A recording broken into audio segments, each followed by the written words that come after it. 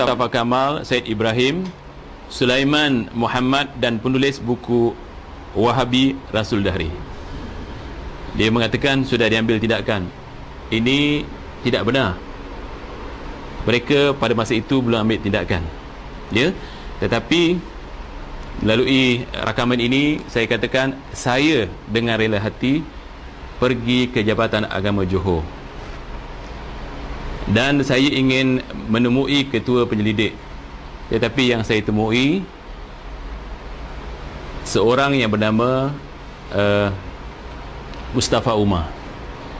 Jadi saya dapat berbincang dengan beliau lebih kurang 1 jam.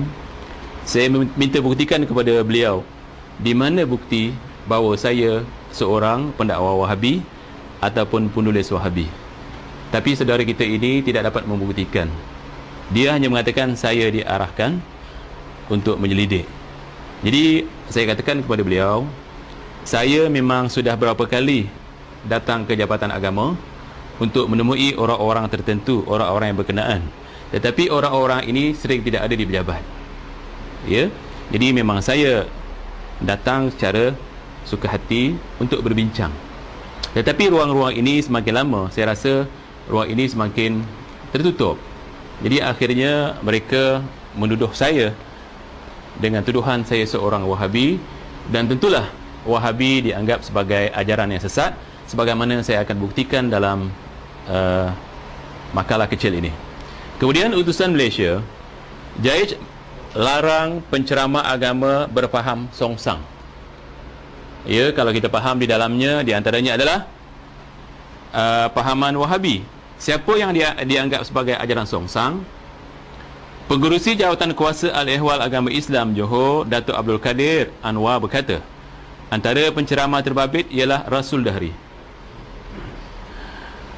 Abdullah Yassin, Kamal Ash'ari dan seorang penceramah dari Indonesia, Nur Salam. Ya, ceritanya panjang. Kemudian utusan Melayu, JAIJ larang penceramah bebas. Utusan Melayu, JAIJ melarang penceramah bebas. Tindakan tegas akan diambil terhadap penyebar pahaman Wahabi itu dan pengikutnya yang dikatakan telah lama bertapak di Johor Bahru, Batu Pahat dan Ulu Tiram. Siapa dia? Ialah Rasul Dahri. Jadi dikatakan dan dituduh saya sebagai penyebar Wahabi. Kemudian berita harian dia, Johor larang 8 tokoh agama beri ceramah. Dan di dalamnya masih dia mengatakan bahawa 6 lagi ialah penceramah bebas, iaitu Said Mustafa Kamal, Said Ibrahim, Sulaiman Muhammad, Hussein Yi, Abdullah Yassin, serta Nur Salam Al-Hafiz, serta penulis buku Wahabi Rasul Dahri. Tetap dia mengatakan saya penulis buku Wahabi. Dan Johor ataupun Johor larang bekas mufti Selangor beri ceramah. Tahu ya siapa dia? Ya. Siapa namanya? Ya. Jadi 6 lagi penceramah bebas, iaitu Said Mustafa Kamal, Said Ibrahim, Sulaiman Muhammad, Hussein Yi, Abdullah Yassin serta Nur Salam dan seorang lagi penulis buku Wahabi Rasul Dahri. Jadi semua dia mengatakan saya penulis Wahabi. Kemudian pelajar Timur Tengah sebar pahaman Syiah, umat Islam diingatkan jauhi Wahabi. Pelajar lepasan Timur Tengah sebar pahaman Syiah Wahabi. Kemudian umat Islam diingat jauhi Wahabi. Itulah keratan-keratan akhbar. Ni lagi ya, JAIJ ya, awasi penceramah bebas guna surau. Ini yang diawas adalah penceramah Wahabi, antaranya saya lah. Kemudian Johor siasat pengikut Wahabi. Memang mereka benar-benar siasat dan ada sahabat-sahabat kita yang diambil tindakan. Jadi tuan-tuan, kalau mengikut apa yang saya baca, Majlis Pelancaran Forum Pengukuhan Akidah Ahli Sunnah wal Jamaah Peringkat Negeri Johor Darut Ta'zim diadakan pada 1999, diresmikan oleh Yang Berhormat Datuk Haji Abdul Ghani bin Osman, Menteri Besar Johor. Apa di antara kandungannya?